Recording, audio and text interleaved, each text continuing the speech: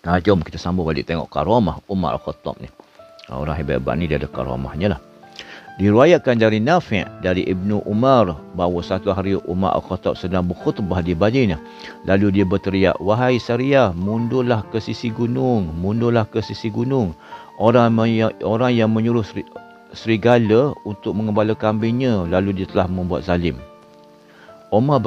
Seorang berkata, "Umar, engkau menyebut Sariyah, padahal Sariyah tu tempat tu berada di Iraq, sedang berperang melawan Persia." Umar sebut pada tentera itulah, tentera tu sedang berada di Iraq, sedang menyerang, berlawan dengan Parsi.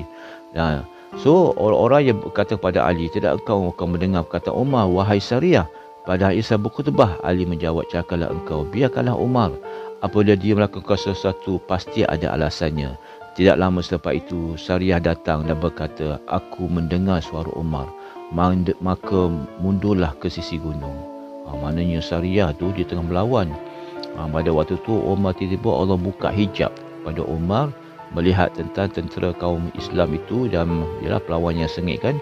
So Umar menjerit pada Sariyah tu untuk mundur supaya boleh menang dalam perlawanan itu tersebut. Dan suara Umar tu, Umar di Madinah, tapi Sariyah sendiri mengaku dia dengar suara Umar itu di Parsi di Iraq. Ini adalah karamah yang daripada Sayyidina Umar Al-Khattab. Dan kita tengok Umar ni ada tak hadis-hadis yang diriwayatkan oleh Sayyidina Umar Al-Khattab. Umar meriwayatkan hadis dari Nabi, meskipun dia sangat berhati-hati untuk meriwayatkan banyak hadis.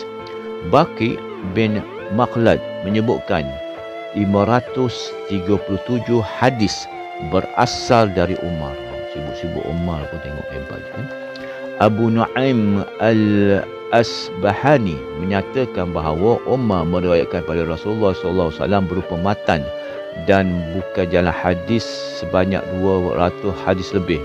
Umar ni dia riwayat yang berdasarkan matan lah.